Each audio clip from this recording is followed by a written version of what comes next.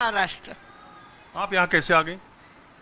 TV पे देख के सहेली का बेटा छोड़ना है, मुझे कोई नहीं है बेटा बेटे। अच्छा। घर में 2 जन थे, एक चले गया एक रही, क्या करूँ फिर मैं टीवी में देखा कोई नहीं छोड़ने वाला था। सहेली के बेटे को बोला मुझे वहाँ छोड़ दो। कितना दिन हुआ? 2 साल। आप कहाँ से आए हैं माता जी? मैं इंदौर से आई बेटा। हाँ? इंदौर। आप यहाँ कैसे आई? इंदौर में 6 महीने 8 महीने पहले बेटा ले गया। मैं धार जिला धामनोद में शादी हुई थी सन 66 में, जब से वहीं रहती थी किराए के मकान में। बेटा गया, शादी थी पोता पोती की, बोले मम्मी हम वहाँ रहेंगे घर के मकान में, सब शादी होगी, सब लोग आएंगे जाएंगे तो हमको थू करेंगे, तुम यहाँ रखे हो जिसे मरो। ऐसा ही बात भी, अपना बुढ़ापा है, बनी बनाई रोटी मिलेगी सब कुछ अपने हाथ से बना खाते हैं।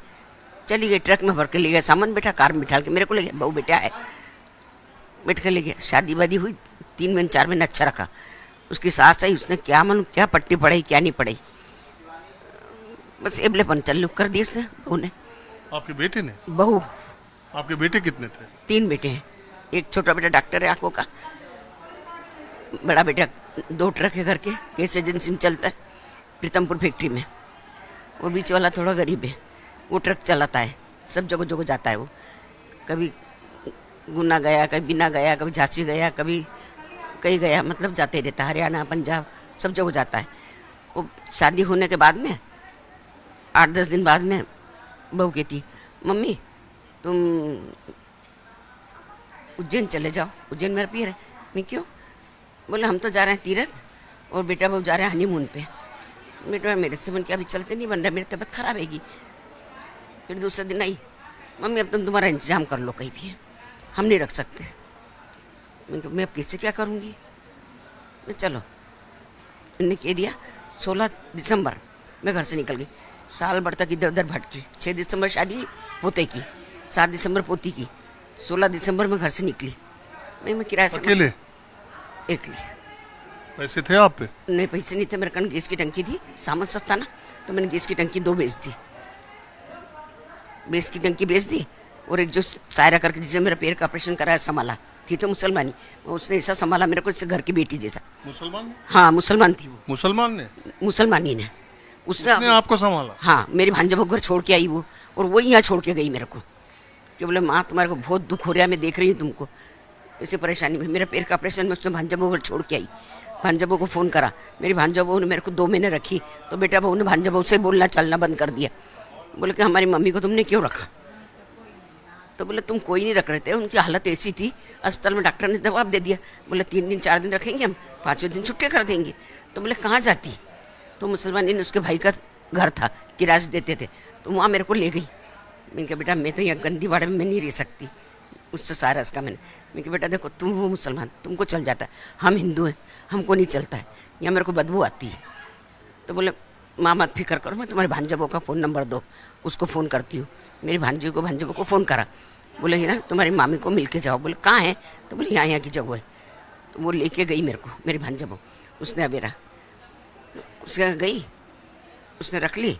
उसके बाद में सब दूर भटके, उनका भांजा बहू और कहाँ रुकूँ, 100 ब्राह्मण, एक भांजी एक भांजा। तो मैं बेटी के घर गई, दूसरे बेटे के घर गई, मेरी धर्म की बेटी बनी है धामनोद जिला। बेटी भी है ना आपके? हाँ 2 बेटी है ना, एक तीन बेटे? 3 बेटे हैं 2 बेटी है, 5। तब भी आपको यहाँ आना पड़ा? कोई नहीं? हाँ बेटा, मेरे संग क्या हुआ जो मैं जानती हूँ। बेटे ने ऐसे शब्द बोले भले, और 8 दिन पहले बोलना बंद कर दिया। फिर मैं गई। तो बेटियां भी नहीं अम्मा आपका साथ? बेटे साथ क्या देंगी? बेटे ने कह दिया अगर मम्मी साथ दोगे तो हम तुमसे बोलना चलना बंद कर देंगे। मम्मी कितने दिन की? अरे तो भाई बहन का रिश्ता चले न चले, लेकिन माँ का रिश्ता कैसे छोड़ देगा कोई? बेटे उनकी शादियाँ हो गई सब, बेटी ने क्या सब मैंने सब दिया था, मेरा पास का था, बेटियों को दे दिया, 5-5 तोला सोना दे दिया। उनके बेटा बेटी की शादी ब्याह में जो करना था मैंने माँ मेरा सब कर दिया, 50-50 हज़ार का। तो यहाँ कैसे आ गई? तो वो सायरा लेके आई ना मेरे को, जो भी सबने नहीं रखा, सबने ऐसी परेशानी करी, कुछ जवाब दिए। तो मेरी भांजा बहू ने ये किया, बोले मामी। तो यहाँ आप ठीक से रहती हैं? हाँ बेटा, यहाँ तो इससे भगवान है महाराज जी। तो आप ये कितने साल से हैं? मेरे को 4 साल हो जाएगी 2 दिसंबर को, 2 दिसंबर को 4 साल हो जाएगी। अच्छा, ये सब सामान उन्होंने भर के नहीं ले जाता बेटा, तो मैं तो किराए के मकान में रह रही थी, मगर मेरे सब चलते फिरते ही नहीं बनता। मेरा पाँव ऑपरेशन हुआ, मैं गिर गई तो ज़्यादा। पेंशन वगैरह मिलती है कोई? नहीं, सिर्फ 600 रुपये धामनोद में मिलती थी, धार जिले में। अब यहाँ से कोई जान दे तो लेके आप हम धार जिले में 600 रुपये महीना पेंशन। तो फिर यहाँ पैसे की जरूरत नहीं पड़ती है कुछ? पैसा जरूरत नहीं पड़ती, मैं जो जरूरत पड़ती है थोड़ी बहुत तो कर लेती हूँ। मेरी माँ ने जो दे रखे थे पैसे, वो पैसे मैंने जमा कर रखे बैंक में। अब आए तो थे हम स्वामी अनिरुद्धाचार्य के विवादित बयानों पर और उनके तेजी से बढ़ते साम्राज्य पर माहौल क्या है दिखाने के लिए, लेकिन जब मुझे पता चला कि ये एक वृद्धा आश्रम है, यहाँ माएँ हैं, तो मैं ये जान रहा था। और मैंने पीछे दिनों भी कुछ ओल्ड एज होम्स में देखा था। ओल्ड एज होम्स का बढ़ता हुआ चलन समाज में एक बहुत चिंता की बात है। माएँ थीं, इसलिए मैंने सोचा कि इनसे बात करके क्या चल रहा है समाज में उसकी भी चर्चा की जाए। आप कहाँ से हैं माता जी? छत्तीसगढ़। आपके बेटा बेटी है कि नहीं? नहीं है भी। कोई परिवार में नहीं? नहीं। यहाँ के बारे में टीवी से जानकारी हुई? हाँ। अच्छा, टीवी पर भी इतना ज्यादा आते हैं स्वामी जी कि उससे भी इनका प्रचार प्रसार। और इंटरेस्टिंग बात है कि पहले स्वामी अनिरुद्धाचार्य छोटी छोटी गांव में कथाएं कहते थे और उससे फिर धीरे धीरे उन्होंने यूट्यूब पे अपनी कथाएं कहना शुरू किया। कोरोना काल में उनकी प्रसिद्धि में 4 चांद लगे या कहिए पंख लग गए। और उसके बाद जो उनका सफर है वो किसी भी जेट से ज्यादा तेज, बोइंग और जेट से ज्यादा तेजी से आगे बढ़ता चला जा रहा है। और बीच बीच में न जाने क्यों, जानबूझकर या जुबान फिसलने को लेकर या चर्चा में बने रहने को लेकर या विवादों में बने रहने को लेकर स्वामी अनिरुद्धाचार्य जी चर्चा में आ ही जाते हैं। बहरहाल माता जी, आप कहाँ से? रायपुर, छत्तीसगढ़। आपके बच्चे हैं? हाँ, बच्चे हैं। कितने? 2 बेटा 1 बेटी है। 2 बेटा और 1 बेटी के रहने के बावजूद आपको यहाँ आने की जरूरत क्यों पड़ी? उन लोग हमको खाना पीना नहीं दिया, बहू निकाल दिया धक्का मार के। बेटी? बेटी विधवा है अपने ससुराल में।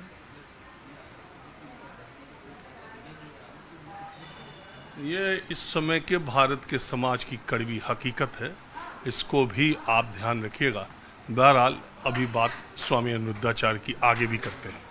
वृंदावन में संत महात्माओं की, कथा वाचकों की, प्रवचन करने वाले साधु संतों की कोई कमी नहीं। न जाने कितने सालों से कितने साधु संत सत्संग कर रहे हैं, लेकिन जो आश्चर्यजनक सफलता अनिरुद्धाचार्य को मिली, जितनी प्रसिद्धि, जितना विवाद अनिरुद्धाचार्य को मिला, उतने बिरले ही होंगे या अनिरुद्धाचार्य अपने मामले में अकेले। सिर्फ 36 साल के अनिरुद्धाचार्य ने, वृंदावन की बात मैं कर रहा हूँ, पूरे देश में तो एक आध और है, और 36 साल की उम्र में पिछले 5-6 वर्षों में अनिरुद्धाचार्य ने जो करिश्मा किया है। ये बिल्डिंग जो अब से 6-7 महीने पहले इसका उद्घाटन हुआ है, इसमें अनिरुद्धाचार्य की तमाम उस तरह की तस्वीरें, अन्नदान की, और यहाँ 24 घंटे राउंड द क्लॉक ये लंगर चलता है, ये भोजनालय चलता है। इसमें वृंदावन में आए लोग, तीर्थयात्री, उन्हें इससे कोई मतलब नहीं कि अनिरुद्धाचार्य का क्या विवाद है, क्या उन्होंने बयान दिया है और किस तरीके की बातें उन्होंने नारियों के लिए, लड़कियों के लिए, महिलाओं के लिए की है। आधी आबादी के बारे में जब देश बेटियां पढ़ाओ बेटियां बचाओ का नारा दे रहा है, अवसर में बेटियों की उम्र की बात करना, शादी की बात करना और बेटियों के चरित्र की बात करना एक साधु संत को कितना शोभा देता है, वो विवाद में है। दूसरी तरफ आप ये देखिए, यहाँ जो लाइन, ये जो तस्वीर आप देख रहे हैं, ये दोपहर की और रात की नहीं है, ये शाम के 4:30-5 बजे की है और भीड़ इसी तरह लगातार लाइन लगाए रहती है। और वृंदावन आने वाले लोगों के बीच में एक बात धीरे धीरे प्रसिद्ध हो चुकी है कि अनिरुद्धाचार्य के गौरी गोपाल आश्रम में 24 घंटे लंगर चलता है और पूरा एक थाली भोजन, यहाँ पर दाल, चावल, रोटी, सब्जी सब मिलता है और लोग खाते रहते हैं। और ये 8-9 महीने पहले ही खुला है और सारा सफ़र पटरी के उस पार से पटरी के इस पार का 6-7 वर्षों का है। चलिए और कुछ और दिखाता हूँ। श्री अनिरुद्धाचार्य महाराज जी की सक्सेस स्टोरी और उनका विवादों से नाता। आज माहौल क्या है पर मैं इसी पर चर्चा कर रहा हूँ।